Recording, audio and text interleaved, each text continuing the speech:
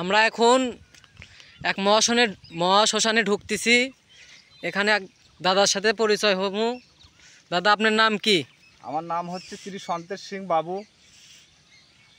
গ্রাম আমার উপর ভাদ্রা, ঠিকানা আদর্শ গ্রাম। এটা হলো উপর ভাদ্রা ঘোড়াবাতা মহাশ্মশান বা এই মহাশ্মশান পূর্বকালের শ্মশান। এই শ্মশানে হাজার হাজার মানুষ এখানে মৃত দেহ ত্যাগ করেছে। বা আমি এখানে চাই যেন এই শ্মশান স্বর্গীয় লাভ করার জন্য যেন এখানে আমি উন্নত করার একটা রাস্তা বের করেছি। বিভিন্ন পরিশ্রমের মধ্য দিয়ে আমি বিভিন্ন ফসল গেড়েছি, যে ফসল দিয়ে যেন এখানে মায়ের পূজা হয় বা মানুষের সেবা হয়। এরকম সেবামূলক ধর্মীয় কাজ করার আমার অনেক দিন যাবৎ উদ্যোগ ছিল বা আমি সেটাকে দায়িত্ব পেয়েছি। আজ গত 4 বছর 2012 থেকে আজ 16 সাল পর্যন্ত আমি দায়িত্ব পালন করি নিজভাবে। আমি আশাবাদ করব এই দেশের সরকারের কাছে যেন এই মহাশ্মশান উপর ভাদ্রা ঘোড়াপাতার সরকার বা উপজেলার কর্মকর্তারা সবসময় যেন আমাদের প্রতি একটু দৃষ্টি রাখে, আমাদের প্রতি যেন একটু নজর রাখে। এই আশাবদ্ধ করে আমি শ্মশানে ঘুরে দেখাবেন, কি কি উন্নত করছেন সেটা দেখাবেন। হ্যাঁ, ঠিক আছে, আমি আসেন। আমি হলো আমার ফসল বা আমার কার্যকলাপ কিছু হয়তো বৈচিত্র্যতে ধরেন। আচ্ছা, দেখান আপনি কি কি করছেন। এই যে আমাদের আমের গাছ, আম ধরে আছে। এসব আম গাছ আপনি রোপণ করছেন? আমি রোপণ করেছিলাম। এটা কি মরাদেহ? হ্যাঁ, অল্প দিন হলো এই মরাদেহ এখানে তাদেরকে হলো গোপন করা হয়। আশা করি সামনে বছরে আরো যেন ভালো ফসলের, সামনের বছর আরো উন্নত করতে চাচ্ছেন আপনি?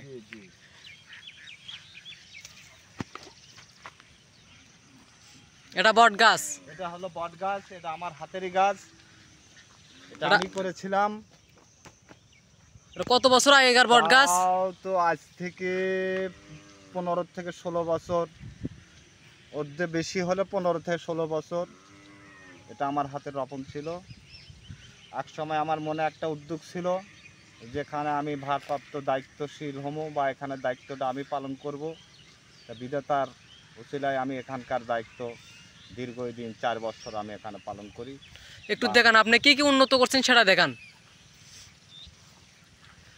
এটা বট গাছ আপনি রোপণ করছেন? জি জি। আম গাছ আপনি রোপণ করছেন? জি। আমরা খেজুর গাছ দেখা যাচ্ছে। খেজুরও আছে। খেজুর গাছ আপনি রোপণ করছেন? জি, খেজুর গাছ আছে। এই যে ইকোলটার গাছ, এগুলো আমি ঠিক তৈরি করেছি। এসব আপনি রোপণ করছেন নাকি? জি, আমি ঠিক করেছি। এদিকেও দেখতেছি আবার আমড়া গাছ। হ্যাঁ, আমড়া আছে, ফসল এখনো আছে, আমড়া আছে, আম আছে, কলা আছে। এই কলা গাছ আপনি রোপণ করছেন? জি, আমি ঠিক করেছিলাম। এটা আম এখনো ফসল ধরে আসছে ভালো, ঠিক আছে। এগুলো তো আমরুপালি ভালো ফসল, এগুলো এসব আপনি রোপণ করছেন? জি, আপনি মানুষের জন্যই তো করেছিলাম। তো আপনাকে কি কোনো রকম হেল্প কোনো জায়গার থেকে পান নাকি আপনি? আমি এই 4 বছরের আমার হাতে আসার পরে আমি সরকারি কোনো এখন পর্যন্ত কোনো সুযোগ সুবিধা আমরা মানে সরকার থেকে আপনার এই মহাশ্মশানে কোনো উন্নত করে নাই? না, এই 4 বছরে আমি পাই নাই।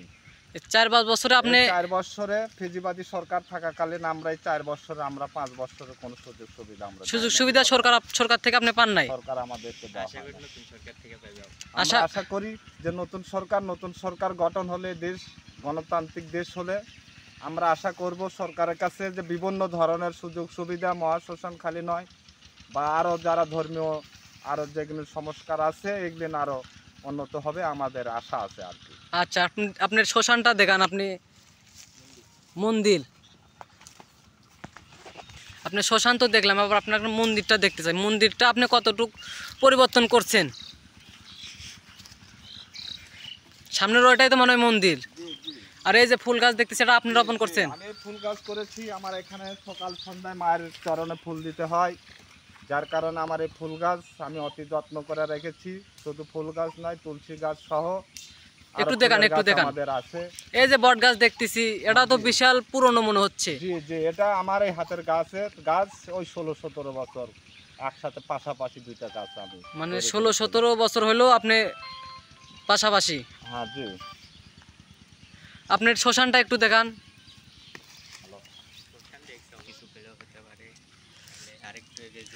তাহলে আপনি শ্মশান উন্নত করছেন।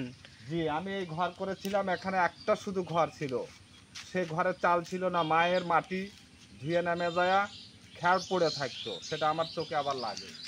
আপনি আপনি কোনো অনুদান ছাড়াই নিজেই একলা করেছেন।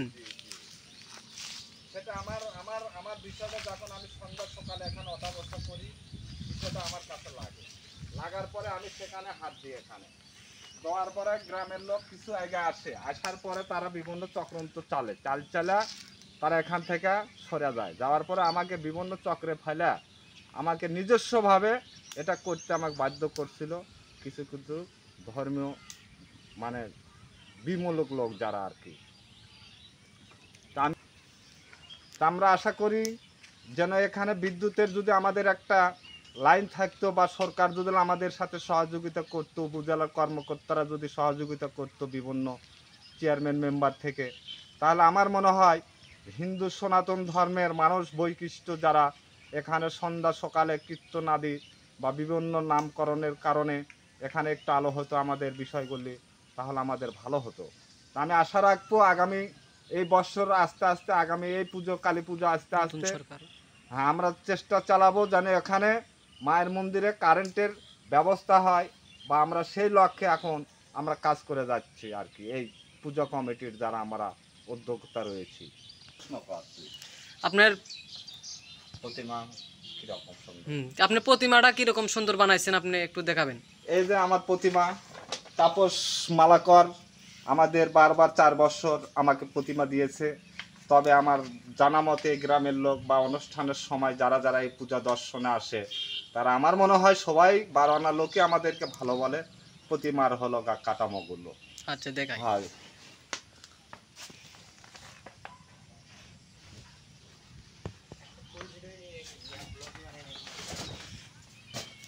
তাহলে এটা শুধু তাই নয়, আমি আরেকটা দায়িত্ব পালন করি, যেটা হলো জনগোষ্ঠী ক্ষুদ্র নৃগোষ্ঠী বলে আদিবাসী পরিষদ। আমি বগুড়া জেলার কোষাধ্যক্ষ, বা আমি কেশিয়ারের দায়িত্বে আছি। আমি সমস্ত আদিবাসীদের সুখ দুঃখে পাশে থাকার জন্য সারাক্ষণ চেষ্টা করি। আমি আমার বক্তব্য এই বলে আজকের যারা উপস্থিত সাংবাদিক ভাইরা উপস্থিত আছেন, তাদের প্রতি আমার আন্তরিক শুভেচ্ছা রেখে আমার বক্তব্য আমি শেষ করছি।